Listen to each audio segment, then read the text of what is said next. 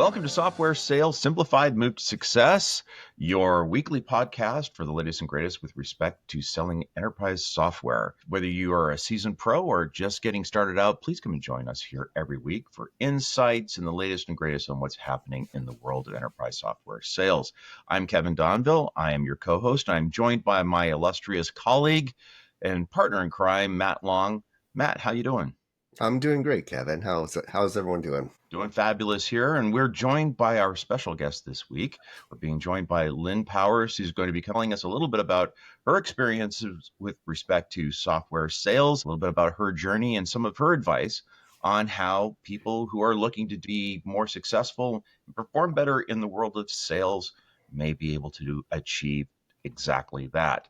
But before we go any further, do want to remind you folks, if you're liking what you hear, please take a moment, like, subscribe, and follow our podcast. And we'd love to see you here every single week. So without much further ado, Lynn, welcome to the show. Thanks for having me on. Super excited to be here. Thanks, Kevin, for the introduction. Well, we're super happy to have you here, Lynn. You and I have already had an opportunity to chat a couple of times in preparation for the call today, and they were fun conversations, and I really enjoyed the chats that we were able to have. I'm very excited about being able to go in and introduce you to our listeners here on the show. I mean, I know a little bit about your background. You've had a very interesting path, you were a commercial agent, you were an instructor, you were a board member for Women in Revenue. Can't wait to delve into more about those things. So for those who don't know you, take a moment, take the floor. Please tell everybody who you are, what you do, and the organization you're with now. Yeah, so great to meet everyone. My name is Lynn Powers. I have been a seller, we'll call it, for the last 10 years in the technology space. I originally started selling database software technology, went to Oracle, sold at MapR. And the reason why I bring that up is because originally I really wanted to harness my career around a couple different areas in sales. So one being at a Fortune 500 company, another one being through merger and acquisition activity, another one being sold through an acquisition, right? And I have the lovely fortune to work at Clari now, and I've been at Clari for the past 6 years, and my career trajectory at Clari has been substantial. I've been our top performer since, we'll call it 2019. So have consistently been hitting quota. One of the things that I'm well known for, no pun intended with my name, but linearity across my pipeline is a great one for me. And so I spend a lot of my time really diving in really deep with my customers. My trajectory here at Clari is no surprise that I do really well with my customers. And that journey has really taught me a lot because I started in commercial, really learning and understanding how do you deal with the volumes of deals, and then moved into more of a mid-market position where I got more strategic, really dialed into what are some of the other components of a sale that I need to start bringing into to have larger deals. And now I'm a part of our enterprise team. And so I work with our most strategic customers on their success within Clari and have been doing that for the past couple years now. And so in the midst of the work that I do at Clari, I also spend a lot of my, we'll call it, voluntary time working with other sales educators and different media companies that are really hoping to drive better sales across the universe, and no matter what industry or what you are doing today, and just make it aware that it is a job out there. I think the other thing that I hold myself really prideful on is just being a woman in sales. So it's not common to see a lot of faces like mine in the world that I live in. But one of the things that I hope to do as I spread my success and my journey in sales is also bring awareness and bring other women into the forefront to have also an experience in sales. We've had a couple of guests on our show already that have had a similar type of experience to yours, and they've shared that same perspective as well. So it is an interesting one. Before we get too much further along, though, tell us a little bit about Clari. I mean, you've been there for a while and you've had a lot of great success. For what is Clari for maybe some of our listeners who aren't familiar with it? So Clari is a revenue platform. So what we do is we help companies create, convert, and close all of the different revenue motions that happen across their business. So the way that I like to think about it is anyone from a BDR that starts that initial inception or that first market touch that goes out there and someone's trying to reach out, all the way until a board member is listening to the feedback of what's happening across your business and trying to understand where your investment should be put in.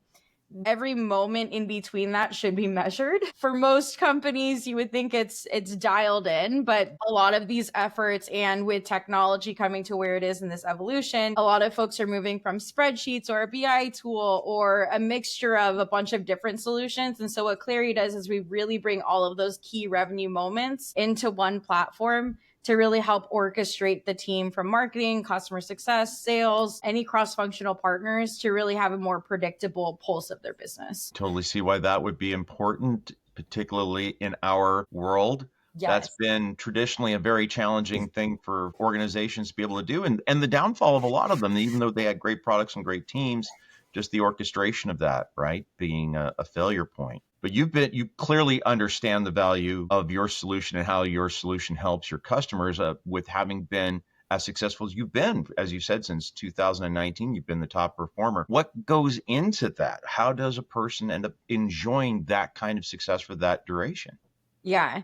I think the number one thing for me is just being able to create this arena of success around me. Being able to have the support of my customers, prospects, my network, my cross-functional partners internally is really key for me. One of the things that I think helps me overperform is being able to stay focused. And what I mean by being focused is being able to finish one course until successful. And so what that means to me is I have to set certain intentions before I get started on what ways do I want to lead meetings? What ways should I be wanting to make an impact in this conversation?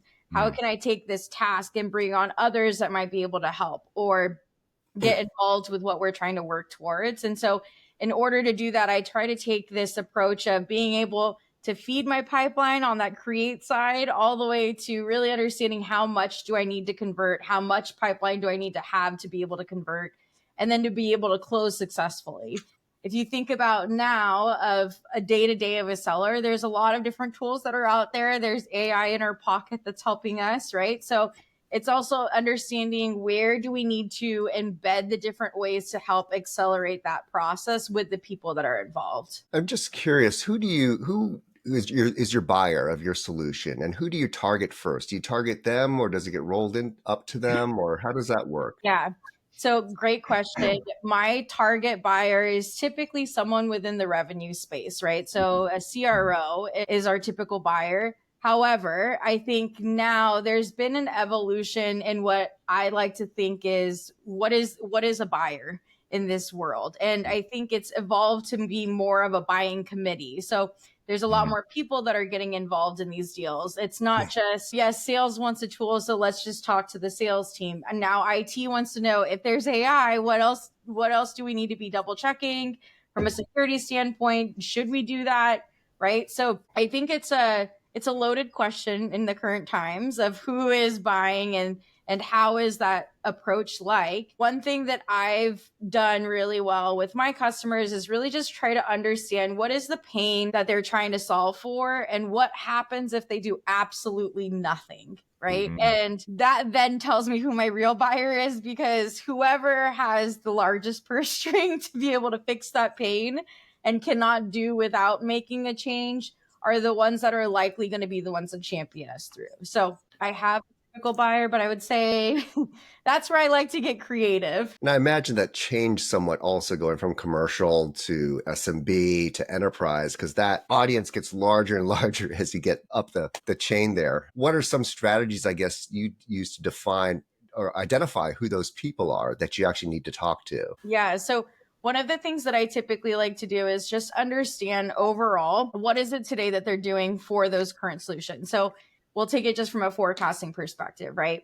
If I know that they would like to change something around forecasting, well, likely might involve someone from finance that's trying to put up a projection typically to their board, depending on how deeply involved their board is. If it's a SMB company or a smaller commercial business, they might have a very heavy advisor, right? That is going to influence what is actually happening in that particular deal.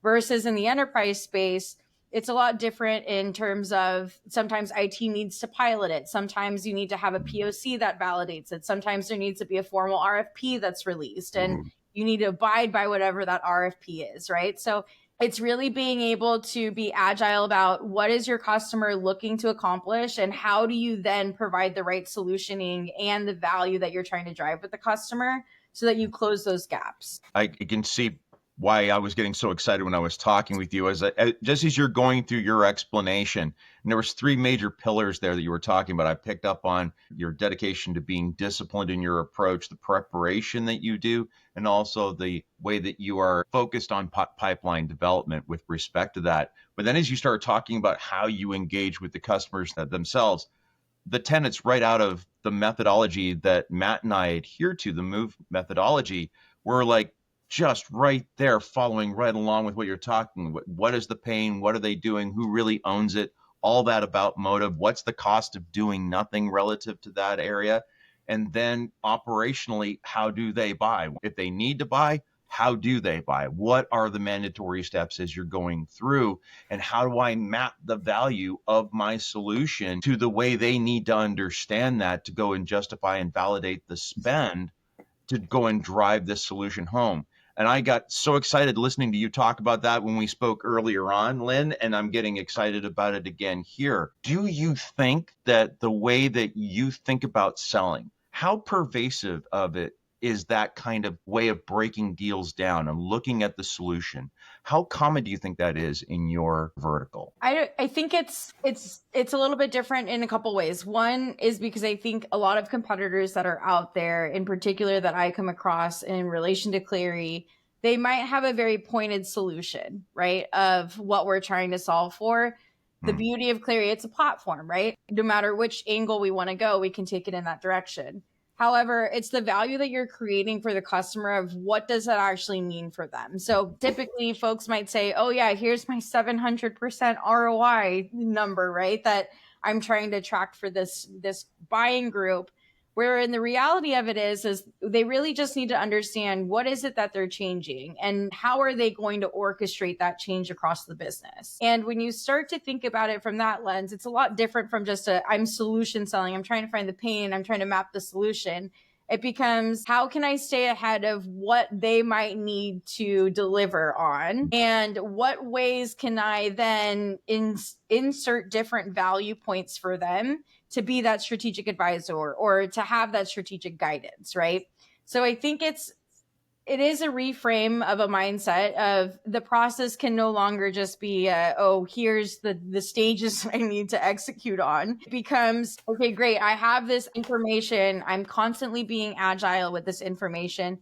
Now I just need to just stay prepared in order to act on it once the time comes. And I think that's the really balance of trades that you get within a sales job is you might not know what's coming, or you might have an agenda planned, but there might be other things that intersect in those moments where you can really take advantage of them if you're prepared to have those conversations in those moments. So I think it's about, from a competitor perspective, it's not just showing that you have the material, not just showing that you have a feature available. It's how are we going to learn this together? Here's how I'm prepared to be curious about your business based off of what I know. And here's where I think it might make an impact, but I need your guidance to really partner with me on how to deliver that. I think one key aspect or feature of Clari is call recording and then analysis, right? Because I think we used that at our last company, actually. I'm just curious from your perspective. I mean, the thing I've noticed over the years is that as we've gone virtual, so many more of these meetings actually happen online. So you can record them, right? Because before, a lot of it was done, at lunches and in person, and you weren't captioning, you relied on people's notes.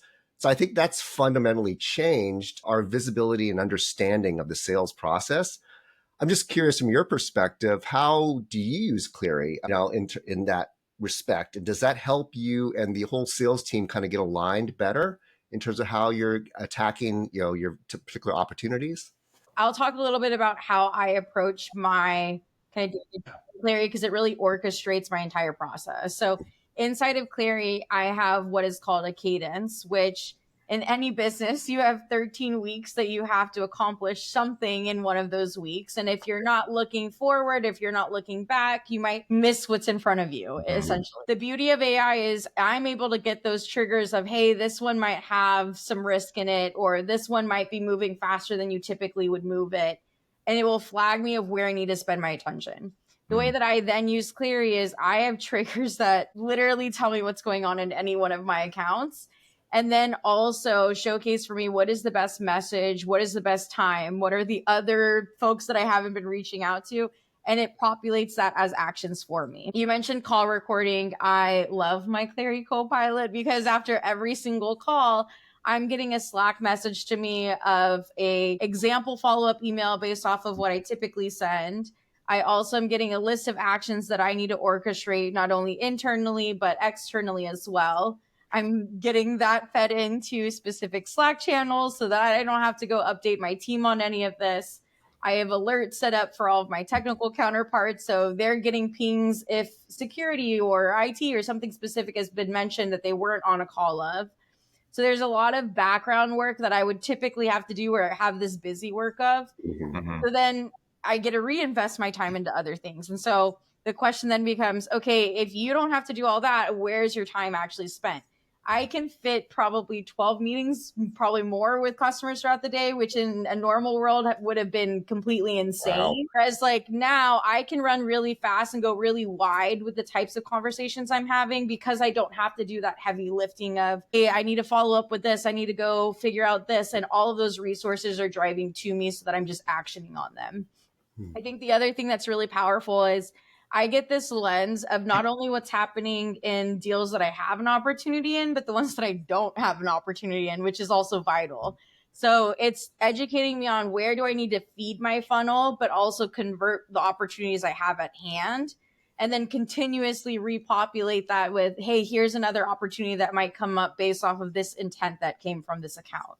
So from an end-to-end perspective, I would say it helps me spend my time more with customers. I'm able to see that I'm able to generate more pipeline from it. And I'm converting at a higher clip than I've ever seen in my career, which typically I've always been a top performer. But here at Clari, I can really dial it up. And the way that I typically look at it is all of the quotas, we can call them double. And if I'm hitting at least 2x of my coverage on that, then I'm going to go way over my number. And so as long as I'm orchestrating that entire 13-week process inside of Clari, I know what is needed of me, when it's needed of me, and I can just really focus on my customers. So the day-to-day admin work that I would typically spend time on is either automated or everyone has that information feeding to them where I don't have to be the facilitator of giving that information to anybody. That sounds excellent because one of the challenges that Matt and I have seen over the years is people have tried to go and manage particularly complex sales cycles that have a lot of potential stakeholders involved with it, is how do you make sure that your organization is ready to engage them correctly and that everybody understands the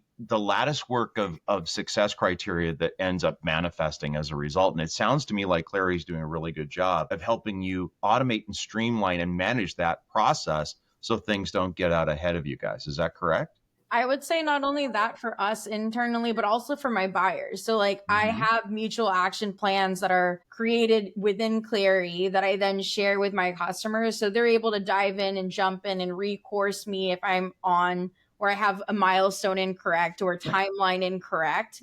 And so when you think about it from that perspective, it's not just my manager pressure testing me of like, are you sure you're going to commit this quarter? Are you sure you can bring it in? And then it just be this weird conversation that slips every quarter, right? Like they can directly see that I'm engaged with my buyer, what my buyer is signing themselves up for, how my buyer is holding themselves accountable. And if we both are missing that mark, it becomes how can my leader come in and help orchestrate or help guide us into a better success path forward versus a weird interrogation and then this emptiness with a customer, whether you know or you don't know the information. So I think it just opens the lens in general between not only what's happening internally, but also externally with my buyers to know what to expect from me. That's critical. And one of the things that I admire about your methodology and your daily practice is, and you hit upon it earlier, and the phrase you used was learning together. And it's something that I think is so important. And I can understand why Clari's helping you there, because it's helping create visibility of what you are learning together with your customer. But that thing about helping the customer learn things about themselves, about their own process, about their own challenges and their needs that they may not be fully aware of as they get into the sales cycle with you, is so critical to building that trust and that long-term relationship and the platform upon which you're going to create this contract, if you will, of delivering value to them. Yeah.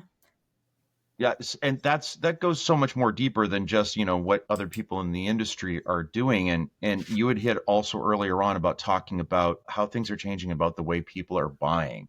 How is that ability to help the customer learn about themselves? How does that translate to success over the terms of your engagement with them? Yeah, so I think the way that I like to leverage this particular kind of relationship with my customers is I'm an extension of their team. I want to be able to jump in and support them. I want them to feel confident about any of the presentations, any of the paperwork I'm putting in front of them. They should also feel very fluid about how to approach it, how to present it also to other folks. I think one of the things in this lens of time that folks are getting away from is, I mentioned earlier, this concept of ROI. So the way that I approach ROI is it takes multiple decisions that need to be made. It's not just the number that they're trying to get the return on investment of. It's what actually are you serving for my group that I can hold to a measurable attainment. So how has year of being a customer with us impacted you in comparison to what you were doing before? And so I like to paint that picture and then decide who should be held accountable for what and how can I showcase the change of that within our time together in pre-sales, right? So it's really about weighing what exactly does value mean to who, and then understanding how do we then go showcase that back to their team. And is it a buyer or just one person who owns the check that you need to go get that answer from? Or is there multiple validations that need to happen across multiple different places? And then we're going to get an answer. One thing that I like to do to help empower my prospects and my customers throughout this process is really sit with them and really understand, how do they buy? How do they sell?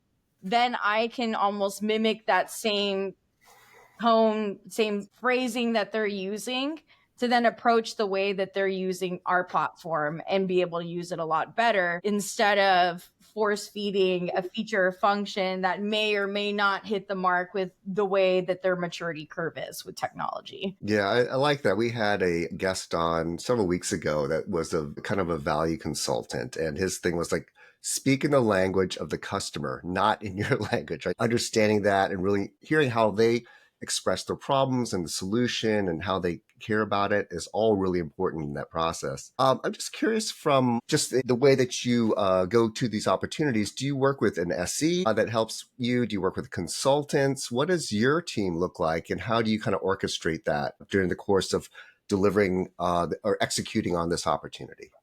Yeah, so I typically just partner with an SC. I don't have a BDR. I use robots for most of that stuff. So it's again, new age of time, but I'm going into most of these conversations with just an SE. What I want to drive with the customer, however, is that strategic lens. So I think, Kevin, you mentioned this a little bit earlier too, of what value or how exactly are you providing value through this process? And I think it's a part of this evolution too between humans and AI, where an AI robot or something can spit me out a follow-up email, which is great, but what touch can I put on it that will make the buyer feel like, oh, this is something that I can use, or this is something that I actually care about? And that's where I think that I personally love to share what I call my linergy, or my enthusiasm, or the efforts that I put towards the project. But what I'm really trying to do is create that experience where they're not just using a tool, but it's a structure of how they're adopting to use it long term. So is it something that they're checking in with their teams on, or is it a persona that does something specifically in the tool that they're held accountable to do every week? Like, what is that cadence we're building with them? And then the way that I also think about this is, again, this is a market where you can have a spot solution for just the call recorder, or just the note taker, or just the forecasting or my lovely spreadsheet that's hiding, like there's multiple different ways that people go and take on these different solutions. Understanding that is a big part of my process. So just taking it apart, undoing it, redoing it, understanding why it was built that way. Why shouldn't you change? Why would you change?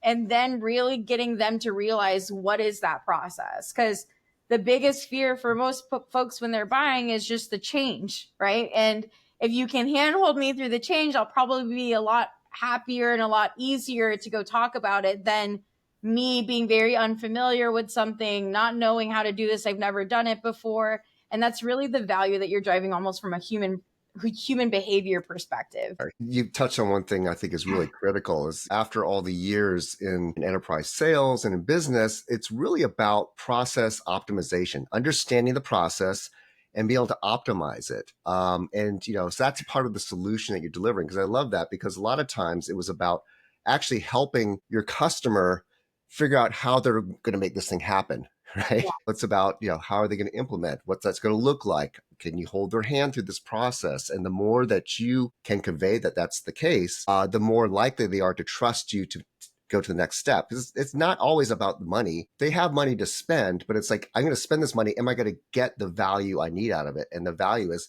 it's going to be used, right?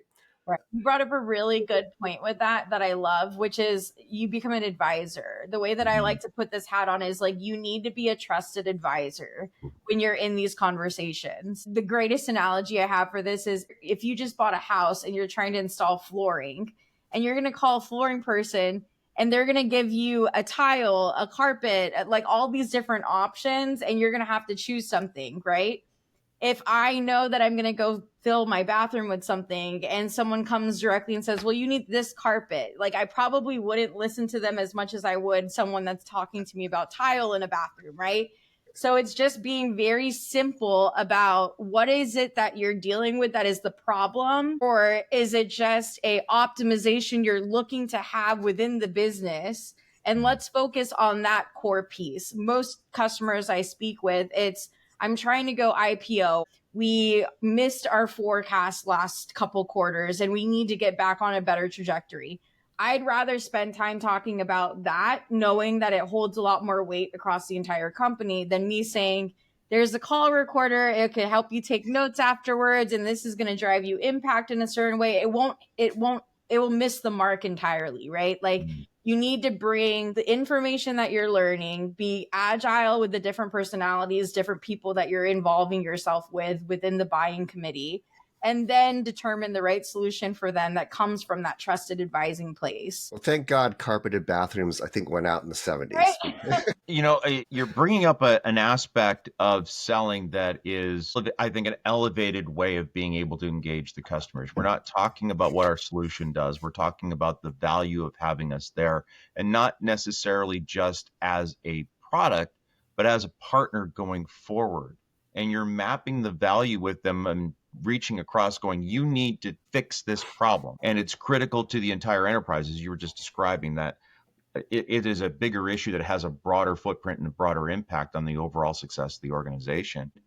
How often are you able to bring that part of the conversation to a sales cycle where it's like, it's not just the product you're getting us, we're going to work with you, and we're going to collaborate with you to create this awesome degree of value and success? I think I do it pretty often. It's critical for my sales process personally. The reason why I say that is because if you're not diving into the why, you're likely going to get a churned customer 2 years from now, right? And as someone that's closed multi-million dollars here at Clari, I hold that weight very seriously, right? Where if I'm driving the value and the intention really early, I know exactly what their expectation is going to be 5 years from now when I'm asking for them to renew again, right? So I think one of the key pieces that sometimes people might overlook, for example, is what is it that will help me see the customer differently? And then how can I apply this again and again and again so that I have a pipeline full with deals that can convert versus this one deal I'm banking on and it must come in, otherwise I'm going to miss my number, right? There's that balance of trades of you owe it to yourself as well to find those common denominators across your account patch and say, okay, great. This is a typical problem that I'm seeing across these different businesses. And now I can be a consultant on how I've seen others attack that one solution versus, again, feature function, go to battle, put on my boxing gloves with every vendor that's in every single one of these accounts. Like, it doesn't make sense to do that. So I think it being maniacally focused on what is it that the business is trying to solve, and then attach myself to that. And then the other mentality that I like to keep that's a little bit different is you can't have this limiting belief that the whole company is also going to reach out to this customer and they will only know about us because all of the great work our whole team's doing. Like, no, as a sales rep, you are the sole person that is responsible for that relationship. And so if there's a way that I can either at least know about what they're going through or understand or meet the leaders that are controlling a lot of what's happening in those companies, like, that's a bigger win for me because I'm understanding a lot more things beyond what the scope of my accounts are deal by deal basis, but also my whole territory. And how can I be successful across my whole territory versus having this limiting belief that I am the only person that's going to get benefit from all the pipeline that's going to come to me. It's like, no, you need to go do it. And you are the person that they want to hear from. There's a degree of investment in the relationship that you're talking about, and you're bringing your own value beyond just what the organization and the solution is doing there. And I love that phrase you meant about not going down and getting into a knife fight in a phone booth over feature function. Well, I've got this button, which is better than their button. What advice would you give to an AE out there who's listening to the podcast, who's struggling with getting the conversations above that? What kind of tactics or practices can they put in place to try and avoid getting themselves boxed in? Because I hear people on calls, they'll box themselves into that conversation. What advice would you give them? I would say know your strengths and play to them. Let me give you an example of what that means to me. So, for example, I come across Salesforce in every deal. Every customer has to have Salesforce. And so any person that I'm engaged with, they at least have the knowledge of what Salesforce brings to the table. Where I see myself as a kind of a differentiator and where I would run with this advice is you don't have to be that person. Know them well enough to know the expectations that they would deliver and then go challenge that. Just know that you're not stuck in this box of, okay, I need to do another demo. I need to go do another like technical qualification. Like, right. I need to go do something else that is in your typical workflow. It's okay to break things up. I have a lot of pipeline, so I like to disqualify just as much as I like to qualify. And so one of the things that I like to do with that is be okay with saying, yeah, Salesforce, go run your course with them. By week 4, this is where I would be. If you are not there by week 4, we should be friends outside of this Zoom conversation. And you need to call me on a serious note and say, I have X budget and I only have X much time because I made the wrong decision. Like, those come from a very confident place. But as a seller, you need to be comfortable with being agile enough to make those decisions for yourself. No one's going to give you that kind of overhead advice either of like, this one's going a little south. Maybe let's close lost it and we'll focus over here. It's like, you need to be able to know, hey, what can I do differently within this deal from a strategic perspective that might have to put it on the back burner for a second, only for me to play faster later. So I would say my biggest advice to anyone listening to this podcast, please take away from this that don't stay in your box, be authentic, use your strengths, and double down on whatever those strengths are in a very confident manner. Yeah, I love that. And also, having that North Star of the value that you're delivering always helps because, you can pivot however you want, but you're always calling back to what they want to do. Maybe your tactic is different or your approach is a little bit different, but the ultimate goal remains the same. I have one more question for you before we kind of wrap up here. But getting back to process, I think you said one of the things you loved about Clari is the fact that it helped you kind of cover the blocking and tackling of all the things that go on in an opportunity, allowing you to focus on the things that are more important. I think one of the things you said was FaceTime, but What are the other high value things that you can do once you have all these other things taken care of? Where would you focus your time? Yeah, I always like to focus my time on where else can I optimize, right? So if I look at my last sales cycle that I did was half the time that I normally spend on a sales cycle that large. And so it was a lot of, okay, great. I have this time now given back to me. Where can I fine tune things? And so as part of this learning experience in the deal I just closed last week, it was, okay, great. ChatGPT can help me in XYZ ways, but how do I get dangerous with it where I'm starting to think more ahead than I typically would? And how can I get ahead of those things a lot sooner and maybe put it on a calendar or like put it on as the agenda for the next meeting, right? So for me, it's always reflecting on what could be different and how I could be different, but using that time wisely to then use it with the customer. So again, I mentioned earlier, I spend way too much time in customer meetings, which is a good thing in my world, but having the time to spend with those customers or meet with more people within that particular buying committee or the influencing committee is going to move my deal a lot faster than me doing another prep doc. I like bite my tongue saying that because I love my prep docs, but at the same time, I know that if I just hit the phones and talk to people, I'll get more accurate information. Right. Go where the money is and go where the money generates, right? I always say if this activity, I constantly ask myself this question, if I do a task or if I'm in a meeting, it's like, is this revenue generating activity or how can I make it a revenue generating activity? That's great advice. That's a great perspective to look at those things, right? And that's a really valuable litmus test to use on anything you're doing on a day-to-day basis. Lynn, one of the reasons why I was so excited about bringing you on to the call today is because I really think there's so many practical things that you've brought up today about how you engage your customers, selling, solutioning.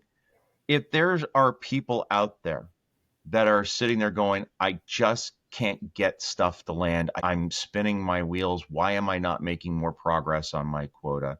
What advice would you give them if they just don't know what to do next? I'd say go find a friend in the company and learn from them. It could be anybody, but at least you'll have a litmus test of what's happening.